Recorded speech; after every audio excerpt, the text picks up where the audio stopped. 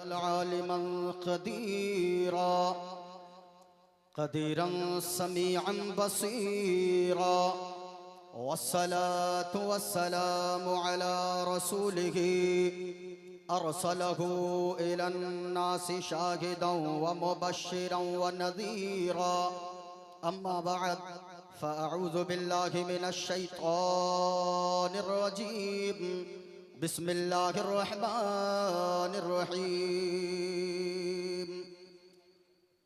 फ़अम्मज़्ज़बदु फ़यज़हबु जुफ़ाआ व अम्मा मा यंफ़उन्नास फ़यमकुसु फ़िल अर्ज़ आमन्तु बिल्लाहि सदक़ल्लाहुल अज़ीम व बल्लगना रसूलुहुन नबियुल अमीनुल करीम व नहनु अला ज़ालिका लमिनश शाहिदीन वश्शाकिरीन वल्हम्दुलिल्लाहि रब्बिल आलमीन।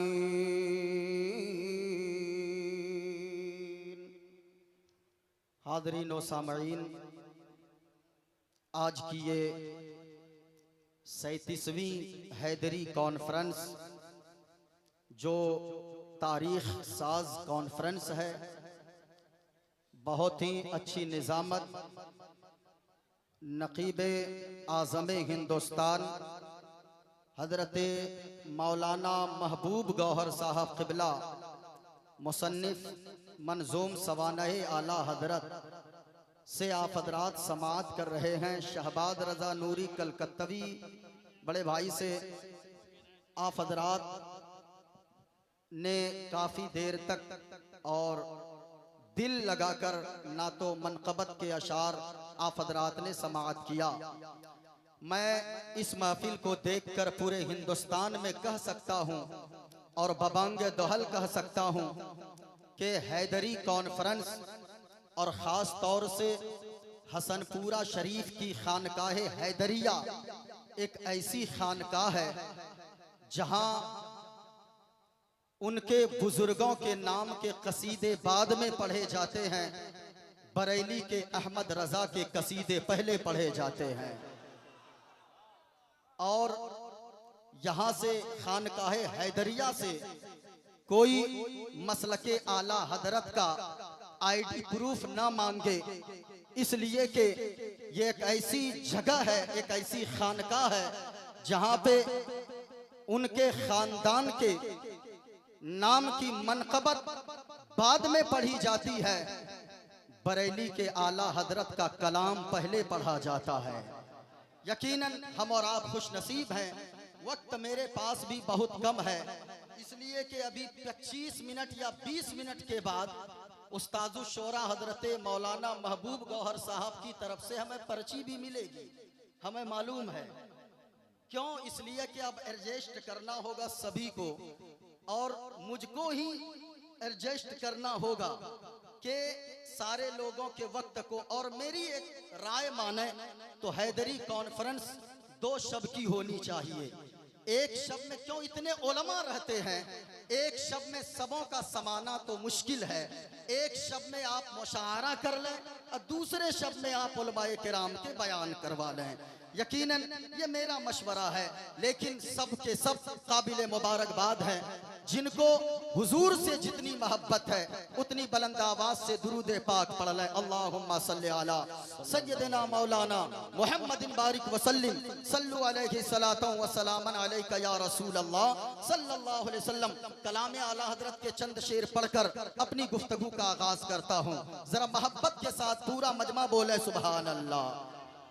अर्श हक है मसनदे रिफ़अत रसूलुल्लाह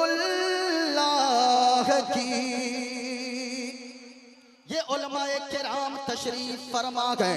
आप उस्तादुश शोरा अल्लामा महबूब गौहर साहब से पूछिए, आप मिसबाही साहब से पूछिए, आप अल्लामा ममनूनुल हक साहब से पूछिए, या सदरे जलसा सरपरस्ते जलसा से पूछिए।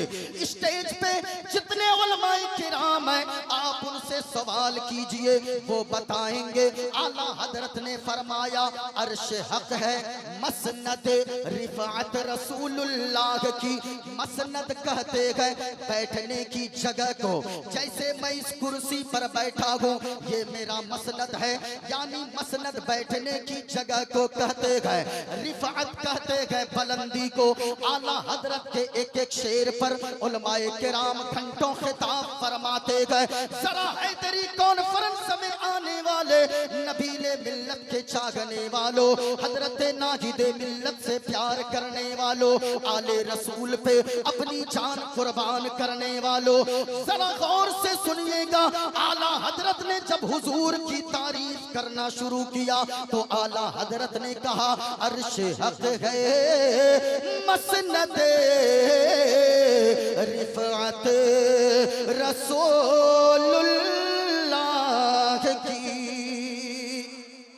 अब जरा उलमाए किराम से पूछिए, ये उलमाए किराम है, सब मिलकर आला हजरत की बारगाह में सवाल कीजिए।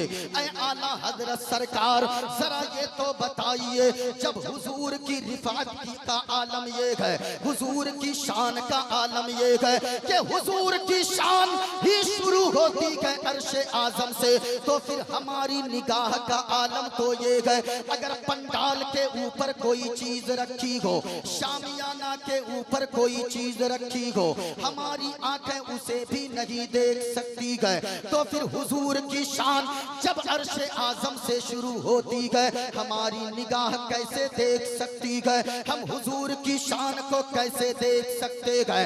आला हजरत ने फरमाया ओ दुनिया वालों, ओ नबी से प्यार करने वालों, ओ नबी के आशिकों, ओ नबी के चाहने वालों, अगर तुम दुनिया में हुजूर की शान नहीं देख सकते, हुजूर की अजमत नहीं देख सकते, तो सुनो सुनो, मैदान महशर होगा, हशर का दिन होगा, जमीन तांबे की होगी, सूरज सवा मील की दूरी पर होगा, नफसा नफसी का आलम होगा, माँ बेटी से भाग रही होगी, भाई भाई से भाग रहा होगा, बाप बेटे से भाग रहा होगा, रिश्तेदार रिश्तेदार से भाग रहे होंगे, वहां पे चीखो पुकार मची होगी, लेकिन आलम ये होगा हर नजर कांपे उठेगी महशर के दिन, खौफ से हर कलेजा दहले जाएगा,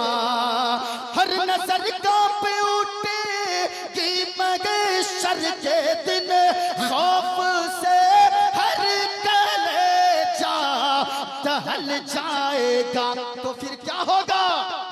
ओढ़ कर नूरी चादर, ओढ़ कर नूरी चादर, वो आ जाएंगे सारे महशर का नक्शा बदल जाएगा, ओढ़ कर नूरी चादर वो आ जाएंगे। वाह वाह वाह। आला हजरत ने फरमाया ओ दुनिया वालों, अगर तुम दुनिया में हुजूर की शान को नहीं देख सकते हो तो सुनो, देखनी है हश्र में इज्जत रसूलुल्लाह की। एक शेर और पढ़ता हूं, इजाजत है? जरा हाथों को उठाकर बोले सुभान अल्लाह, और प्यार से बोले या रसूल अल्लाह, इस नीयत से बोले कोई देखे न देखे, मदीने वाले मुस्तफा देख रहे हैं। हुजूर नबीले मिल्लत से प्यार करने वालों जरा सुनिएगा, एक शेर पढ़ता हूं। अच्छा एक बात बताइए, अंधा किसे कहते? अंधा अंधा किसे कहते? आपका जवाब होगा जिसके पास आंखें नहीं है या जिसकी आंखों में देखने की ताकत नहीं है। लेकिन सुनो प्यारे, एक अंधा तो दो तरह का होता है, हम और आपने एक अंधे को देखा है, आला हजरत की शायरी का जवाब नहीं है, आला हजरत की फिक्र का जवाब नहीं है। आला हजरत ने फरमाया ओ दुनिया वालों, अंधा एक नहीं होता है, अंधा दो तरह का होता है। एक अंधा वो है जिसकी आंखों में देखने की ताकत नहीं है, एक अंधा वो है जो देख नहीं सकता है, आंखों में बीनाई नहीं है, लेकिन एक अंधा वो होता है, मिसाल के तौर पे हम और आप रास्ते में चल रहे हैं, किसी ने आके सामने से टक्कर मारा, आगे निकल गया, आप फौरन पलट के देखते गए और कहते गए अंधा है, देख कर नहीं चलता। आप ऐसा कहेंगे, वो पलट के कहता है भाई साहब मैं तो अंधा नहीं हूँ, हमें तो दिखाई पड़ती है। तो आपका जवाब होगा आप अंधे नहीं हैं, तो फिर हमें टक्कर आपने क्यों मारा। आला हजरत फरमाते गए ओ दुनिया वालों, एक अंधा वो होता है जिसके पास आंखें नहीं है, जिसकी आंखों में देखने की ताकत नहीं है, और एक अंधा वो होता है जो आंख रख कर भी अंधा बनता है। कुरान में हुजूर की तारीफ पढ़ता है, उन्हें हुजूर की शान समझ में नहीं आती, हुजूर की अजमत समझ में नहीं आती। ऐसे अंधे के बारे में आला हजरत ने फरमाया सूरज उल्टे पांव पलटे चांद इशारे से हो चाक, अंधे नजदीक देख ले कुदरत रसूलुल्लाह की, अंधे नजदीक देख ले कुदरत।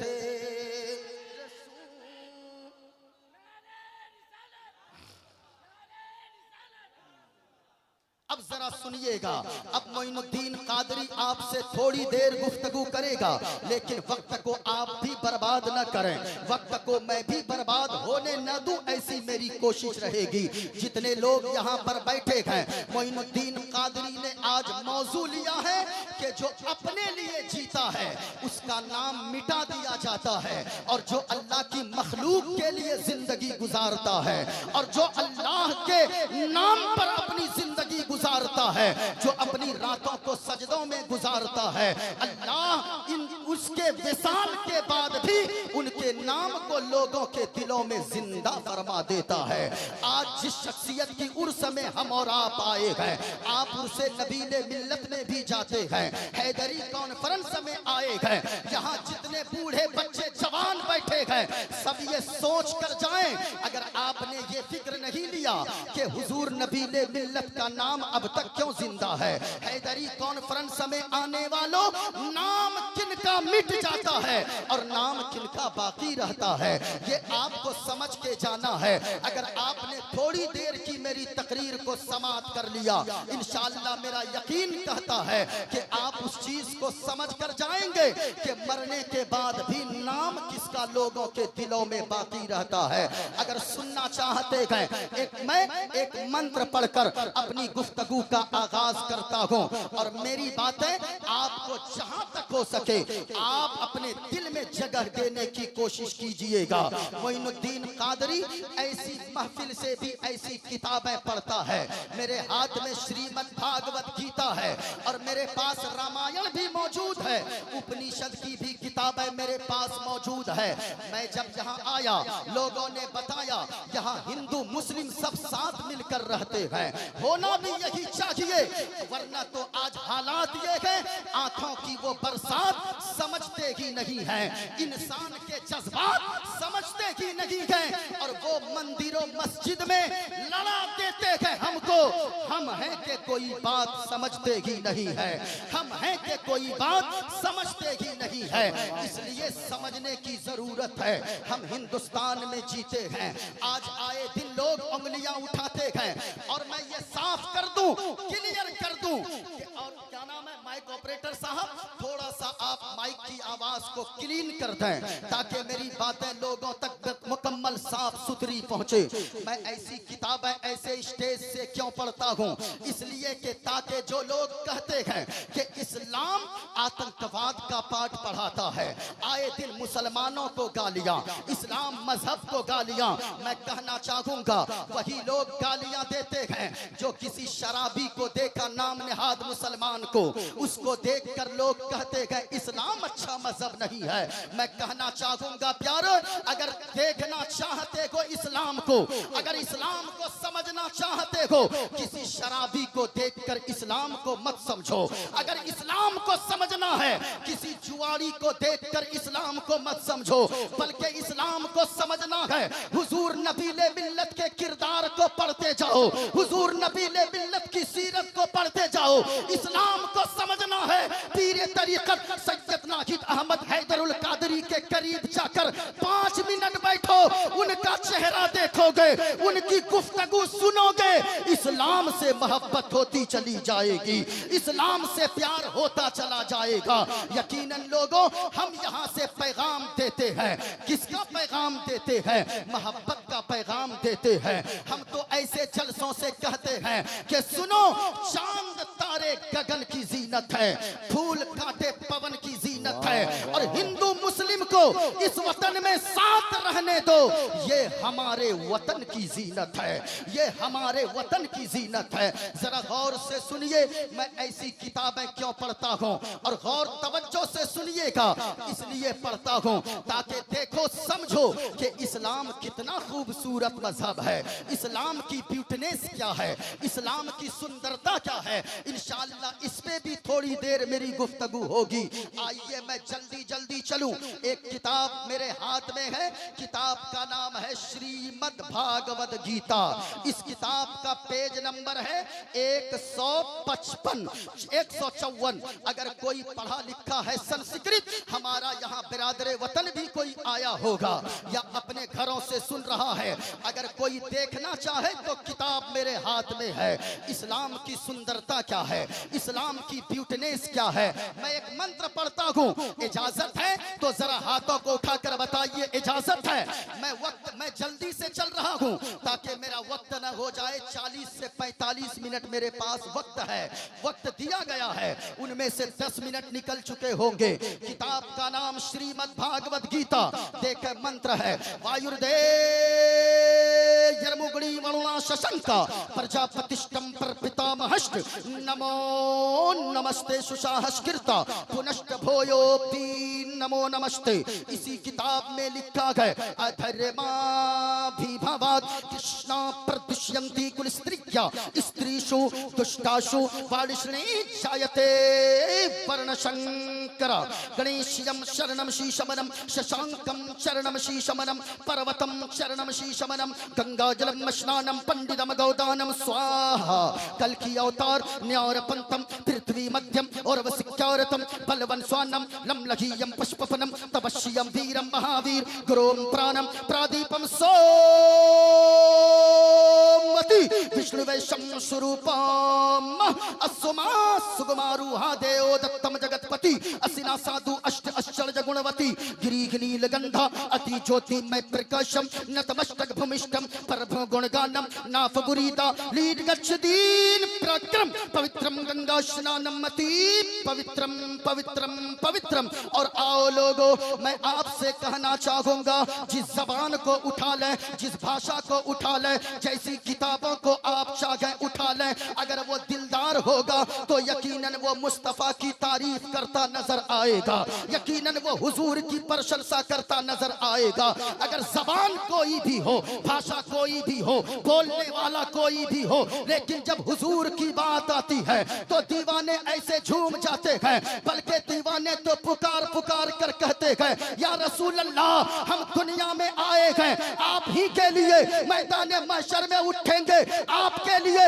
इसी को आला हजरत ने बताया है, या रसूल अल्लाह, जमीनो जमा तुम्हारे लिए, मकीनो मका तुम्हारे लिए, चुनीनो चुना तुम्हारे लिए, बने दो जहां तुम्हारे लिए, दहन में ज़बां तुम्हारे लिए, बदन में हैजा तुम्हारे लिए, और या रसूल अल्लाह, हम आए यहाँ तुम्हारे लिए, उठे भी वहां तुम्हारे लिए।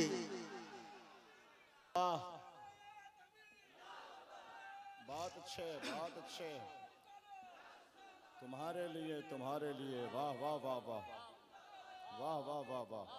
अब मैं कुछ शेर पढ़ता हूँ, सुनिएगा। संकट मोचन संकट हारी, संकट मोचन संकट हारी, अरबन मदनी अरबन मदनी। हुजूर के नाम पर हाथों को लहरा कर बोले सुभान अल्लाह। संकट मोचन संकट हारी अरबन मदनी अरबन मदनी। और या रसूल अल्लाह कल्याण करो मोरा गे कल्याणी अरबन मदनी अरबन मदनी। और या रसूल अल्लाह बिनती कर दो मंगल मंगल, बिनती कर दो मंगल मंगल, तोरा राज चलत गए मंगल मंगल। बिनती कर दो मंगल मंगल, तोरा राज चलत गए मंगल मंगल। संपूर्ण जगत के हो पर भारी अरबन मदनी अरबन मदनी। और या रसूल अल्लाह इस्लाम का तुझसे ज्ञान मिला गए, आदर के मिला सम्मान मिला गए। हृदय से तुम्हारे हैं आभारी अरबन मदनी अरबन मदनी अरबन मदनी अरबन मदनी। कल्याण करो मोरा गे कल्याणी अरबन मदनी अरबन मदनी। जरा हाथों को उठाकर बोले सुभान अल्लाह और मोहब्बत से बोले मैं दुआ करता हूं मेरे मौला जो लोग बोल रहे हैं अब तक बैठे गए रात के 12 बजे 12:30 बजे, मेरे मौला उन्हें कुछ दिखाना ना दिखाना हुजूर का गुंबद खदरा जरूर दिखा देना। इससे बड़ी दुआ मेरे पास नहीं है। अभी हजरत शहबाज रज़ा नूरी वो आए हैं मदीना शरीफ से, जो हुजूर का गुंबद खदरा देख कर आता है ना, अल्लाह की कसम वो यहाँ आकर भी इतना रोता है और कहता रहता है अपना सब कुछ गुंबद खजरा। जरा मोहब्बत से अपना सब कुछ गुंबद खजरा कल भी था। और दीवानो हुजूर देख रहे गए, मैं दुआ करता हूँ मैं मुसाफिर आदमी हूँ, मेरे मौला जो लोग बोल रहे गए जितनी आवाज से बोले उतनी जल्दी गुंबद खदरा की ज़ियारत अता फरमा दे। पूरा मजमा बोलना है आज भी है अपना सब कुछ गुंबद खजरा कल भी था। और हमारी बिरादरी वालों को देखिएगा, हमारी बिरादरी वाले बोलते हैं तो यजीदी खेमों में जलजला पैदा हो जाते हैं। हमारे उलमा जब भी आवाज उठाते हैं पूरी दुनिया में ये सदा गूंजती है इस्लाम था इस्लाम है इस्लाम। पूरा मजमा इस्लाम के बेटो, अगर आपने इस्लाम का नमक खाया है आप मुझे तैयार कर दो, मोइनुद्दीन कादरी कलेजी नहीं कलेजा पेश करके रख देगा। और जो कुछ भी मैं बोल रहा हूँ आज फैजाने नबीले मिल्लत मुझ पे बोल रहा है, मैं जबान मेरी है, यकीनन इसमें जो जुमले और इसमें जो ताकत है वो हुजूर नबीले मिल्लत की है। जरा पूरा मजमा हाथों को उठाकर बताओ अपना सब कुछ गुंबद खजरा कल भी था और आज भी है। हाय हाय पीछे वाले भी अपना सब कुछ गुंबद खजरा कल भी था। और झूम के अपना सब कुछ गुंबद खजरा कल भी था और आज भी है। और मेरे नबी से मेरा रिश्ता, मेरे नबी से मेरा रिश्ता कल भी था। और नारे तकबीर, नारे रिसालत, हैदरी कॉन्फ्रेंस, लब्बैक या रसूल अल्लाह, लब्बैक लब्बैक लब्बैक या रसूल अल्लाह। नारे तकबीर, नारे रिसालत। एक शेर की फरमाइश है उस्तादु शोरा हजरत अल्लामा महबूब गौहर साहब की तरफ से, जरा सुनिएगा एक बार मोहब्बत के साथ बोले अपना सब कुछ गुंबद खजरा कल भी था। और आवाज नहीं आई, एक शेर पढ़ता हूँ जरा मोहब्बत से सुनिए। बतला दो गुस्से ताक़े नबी को गैरत सुन्नी जिंदा है, बतला दो गुस्से ताक़े नबी को गैरत सुन्नी जिंदा है। अरे दीन पे मर मिटने का जज्बा, दीन पे मर मिटने का जज्बा कल भी था। मजमा नारा से लगाइए, नारा मजमा से नारा लगना चाहिए, जोर से, इधर से, इधर से, इधर के मजमा से।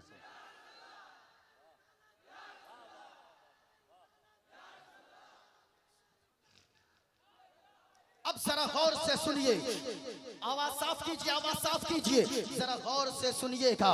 ये मेरे हाथ में श्रीमद् भागवत गीता का 1, 2 या 3 मंत्र मैंने पढ़ा है।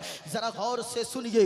ऐसी किताबें पढ़ने की जरूरत क्यों है? इसलिए जरूरत है इसलिए कि हम यहाँ से मोहब्बत का पैगाम बांटते हैं। सूफियों की जो खानकाह होती है वहाँ से मोहब्बत का पैगाम बांटा जाता है।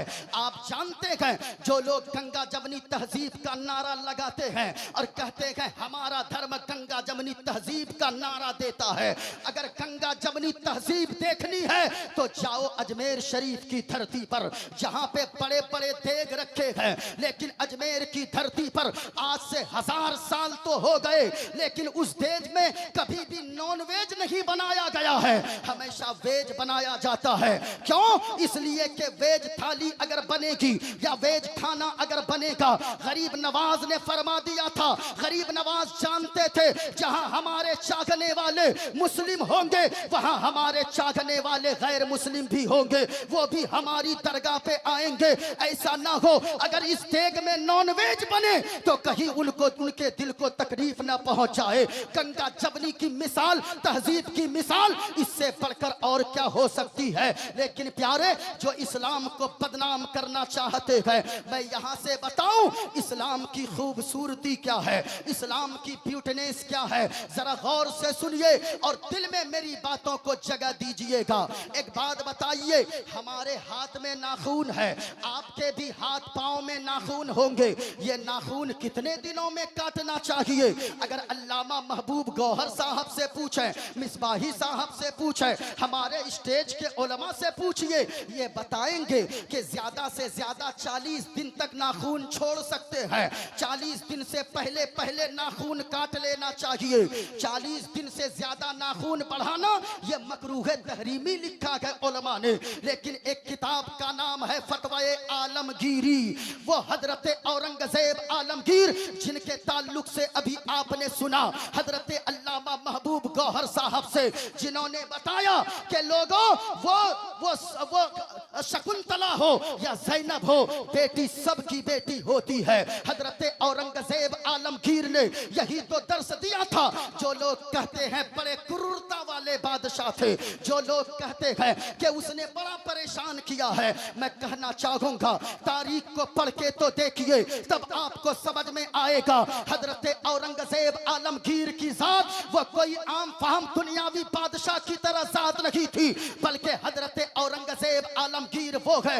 आज तो हमारे बच्चे भी या उनको उनकी तारीख न जानने की वजह से, उनकी तारीख न पढ़ने की वजह से वो भी उनकी शान में गुस्ताखियां कर बैठते हैं। सुनो, हजरत औरंगजेब आलमगीर कोई आम बादशाह का नाम नहीं है। हजरत औरंगजेब आलमगीर वो है जिन्होंने 42 साल की उम्र में कुरान करीम को मुकम्मल हिफ्ज फरमा लिया था।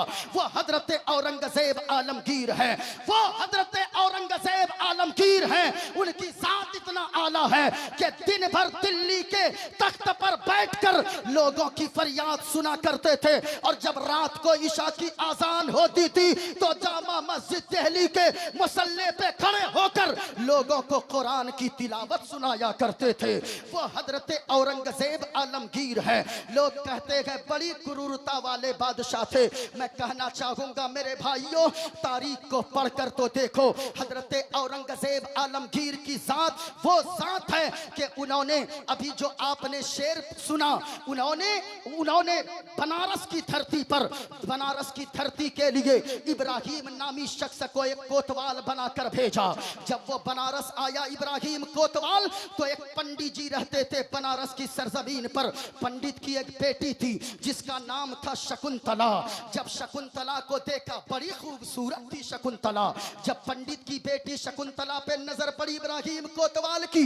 ये कहने लगा शकुंतला तू मुझसे शादी कर ले, मेरे महलों की रानी तू बन जा, मेरे घर की रानी बनाकर मैं तुम्हें रखूंगा। पंडित की बेटी कहने लगी ए इब्राहिम ये क्या तू बोलता है, तू कहां मुसलमान है, मैं कहां पंडित की बेटी हूं, तेरा मेरा निकाह कभी नहीं हो सकता, तुझसे मेरा रिश्ता कभी नहीं हो सकता है, ना मेरा बाप चाहेगा ना ये समाज चाहे। लेकिन सुनिए इब्राहिम ने जवाब दिया था कि अगर शकुंतला तू सही से नहीं मानेगी तो जिस दिन तेरी डोली उठेगी वो डोली तेरे ससुराल में नहीं जाएगी, वो डोली मेरे महल में पहले आ जाएगी, वो डोली मेरी हवेली पे पहले आ जाएगी। इतना सुनना था। शकुंतला बड़ी रोने लगती है, बाप भी पंडित भी रोने लगा।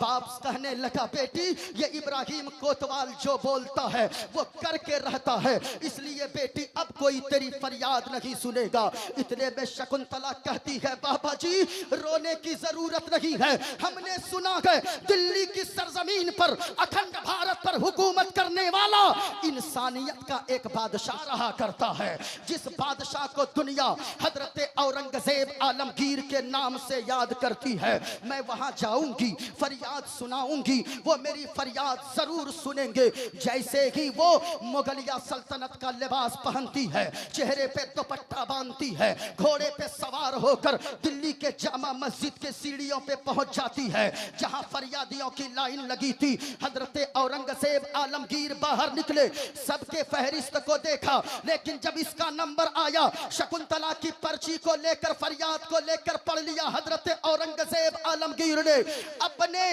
अपने अपने कांधे से रुमाल उतारा, चादर उतारा और उतार कर शकुंतला देवी के बदन पे रख दिया, सर पे रख दिया और कहा बेटी शकुंतला तेरा लिबास ये नहीं है जो तू पहन के आई है, तेरा लिबास ये है बेटी जा तुझे इंसाफ दिलाने औरंगजेब आलमगीर जरूर बनारस की धरती पर आए। अल्लाह अकबर, वो हजरत औरंगजेब आलमगीर है। तसलसल जारी रहे। वाह वाह वाह वाह वाह वाह वाह वाह वाह वाह। बोले हजरत बोले। अब जरा गौर से सुनिए, वो शकुंतला तो घर आ गई, डोली सज गई, शहनाई बजने लगी। बाप कहने लगा बेटी वो एक मुसलमान है, वो भला क्यों आएगा, जात धर्म देखकर फैसला करने वालों एक तारीख ये भी रखी है हिंदुस्तान की। वो पंडित कहने लगा बेटी एक मुसलमान बादशाह उसका जो कोतवाल आया है वो मुसलमान कोतवाल है, उसकी तरफदारी करेगा, वो भला तुम्हें क्यों इंसाफ दिलाएगा। शकुंतला का जवाब सुनिए। शकुंतला कहने लगी बाबा जिस मोहब्बत भरे अंदाज में हजरत औरंगजेब आलमगीर ने मुझे बेटी कह के पुकारा है, मेरा दिल कहता है यकीन है कि एक बाप अपनी बेटी की इज्जत बचाने बनारस की धरती पर जरूर आएगा, ये मेरा दिल कहता है। बाबा जिस बाप जिसने अपनी बेटी मुझे कहा है, अल्लाह अकबर, डोली सज गई। उधर इब्राहिम कोतवाल वो अशरफिया बांट रहा था। अचानक लोगों ने देखा बनारस की जमीन गवाह है, बनारस के तरो दीवार गवाह है। अचानक देखा लोगों ने कंबल ओढ़कर, चेहरे पे कंबल डालकर, चादर डालकर एक फकीर आया, आकर कहने लगा इब्राहिम हमें भी कुछ दे दो। इब्राहिम कोतवाल ने कहा ओ फकीर वो नीचे कई सौ अशरफिया गिरी है, उठा ले। उस फकीर का जवाब सुनिए। वो फकीर कहने लगा इब्राहिम वो मैं आम फकीर नहीं हूं जो मैं जमीन से उठाऊंगा, अगर देना है तो हाथ में मुझे चाहिए।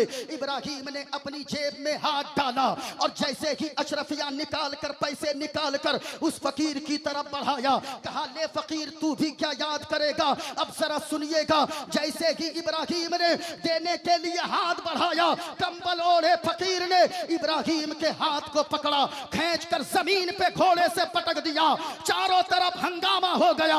एक कंबल ओढ़े फकीर ने इब्राहिम कोतवाल को जमीन पे पटक दिया है। जब लोग करीब आए, उस फकीर ने जब चेहरे से कंबल हटाया तो लोगों ने देखा, बनारस वालों ने देखा, उस कंबल के अंदर कोई दुनियावी फकीर नहीं बल्कि वक्त के बादशाह, हिंदुस्तान के राजा हजरत औरंगजेब आलमगीर बनारस आ गए थे।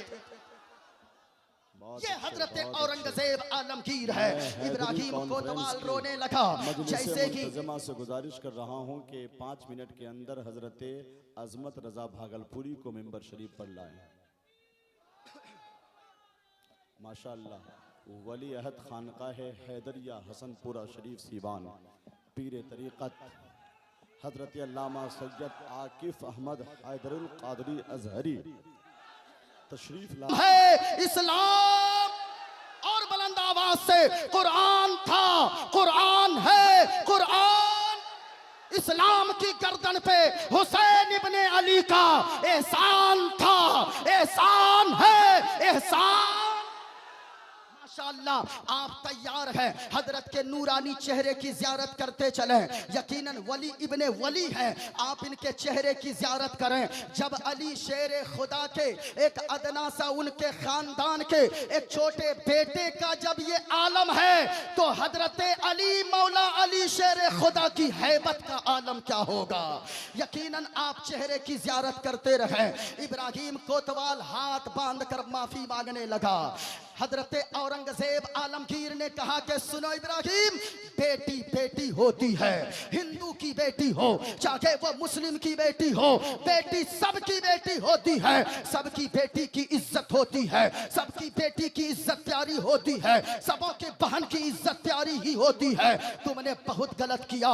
इब्राहिम कोतवाल के दोनों पांव में जंजीर बांधकर 2 पागल हाथियों को 2 तरफ दौड़ा दिया गया।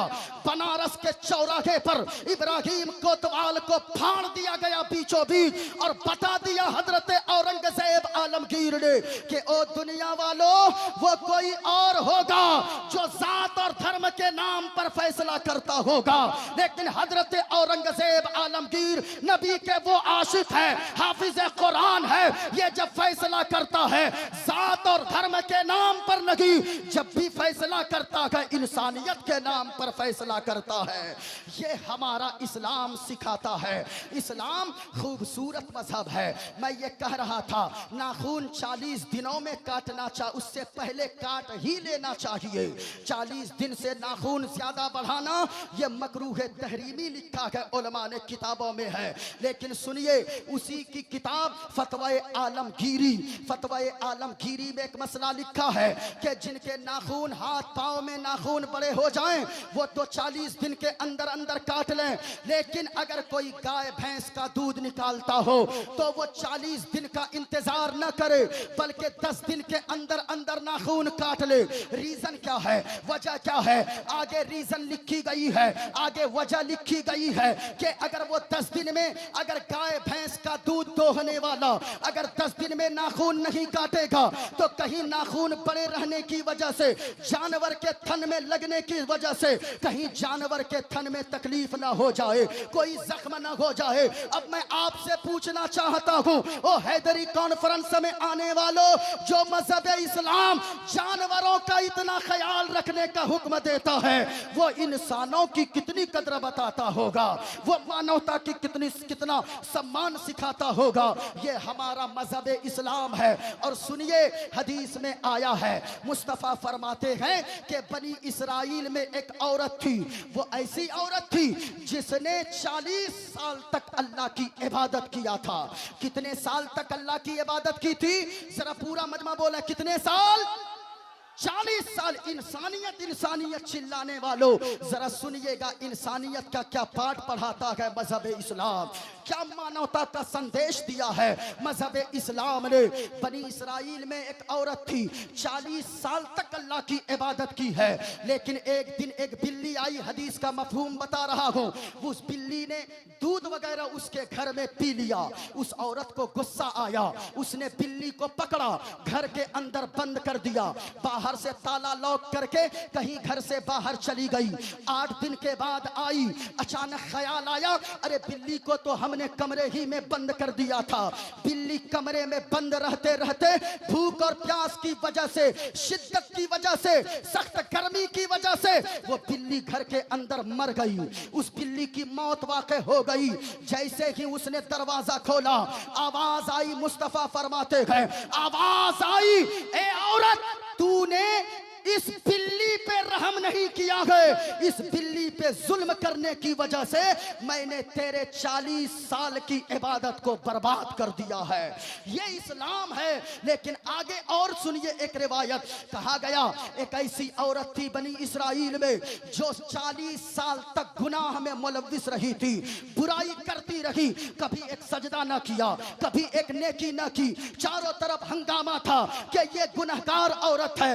लेकिन एक दिन रास्ते से गुजर रही थी, बगल में एक कुआं था, कुएं के बगल में कीचड़ थी, कीचड़ में वो कीचड़ था, उस कीचड़ में वो कुत्ता का एक बच्चा प्यास की वजह से अपनी जबान को लटकाकर उसी कीचड़ को चाट रहा था।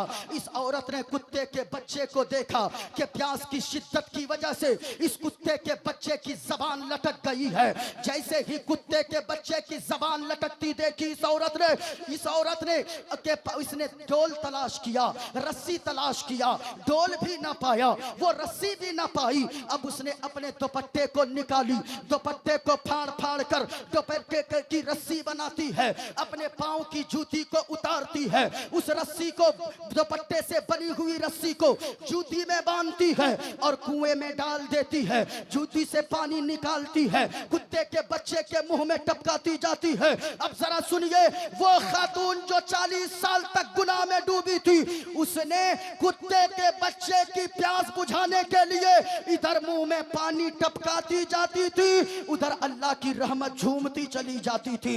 आवाज आई, ए औरत, तूने 40 साल तक तो गुनाह किया, लेकिन इस कुत्ते के बच्चे पर दया करने की वजह से, रहम करने की वजह से मैंने तेरे 40 साल के गुनाहों को माफ कर दिया है और मैंने तुझे जन्नत का परवाना अता फरमा दिया है।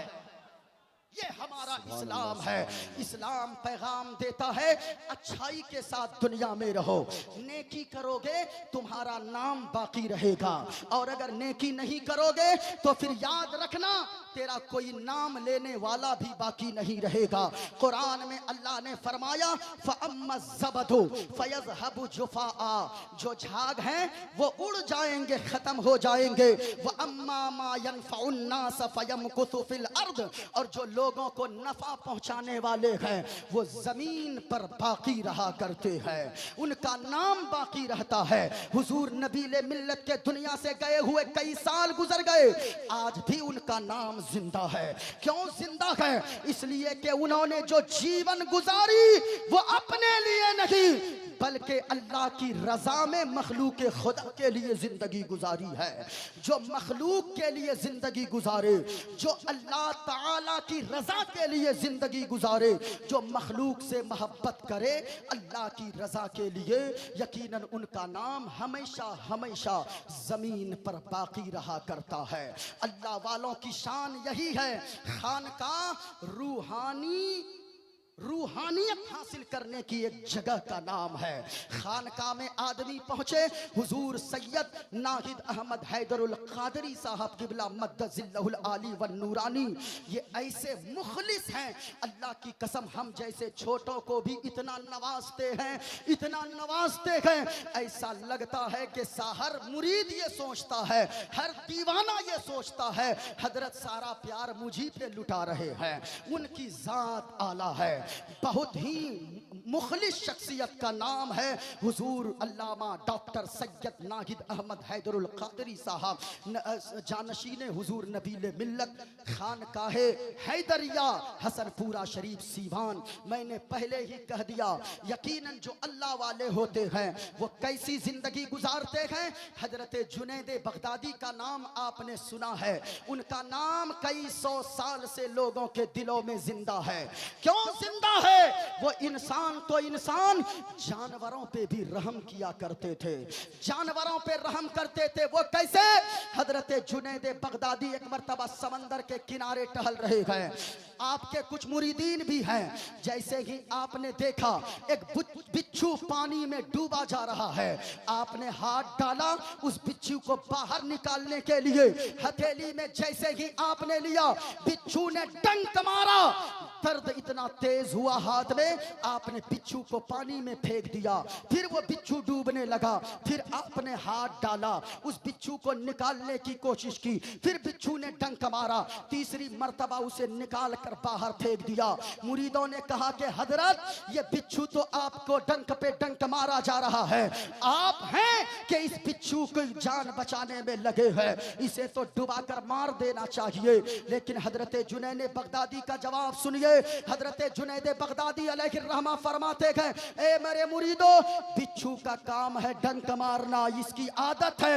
मेरा काम है मखलूक खुदा की जान बचाना, हिफाजत करना, रहम करना। अगर बिच्छू अपनी आदत को नहीं छोड़ सकता है तो मैं अपनी आदत को क्यों छोड़ दूं? अल्लाह अकबर, ये अल्लाह वाले होते हैं। जमीन पे काम कीजिए, नाम बाकी रहेगा। वाखिरु दावाना अनिल हम्दुलिल्लाहि रब्बिल आलमीन। अस्सलामु अलैकुम।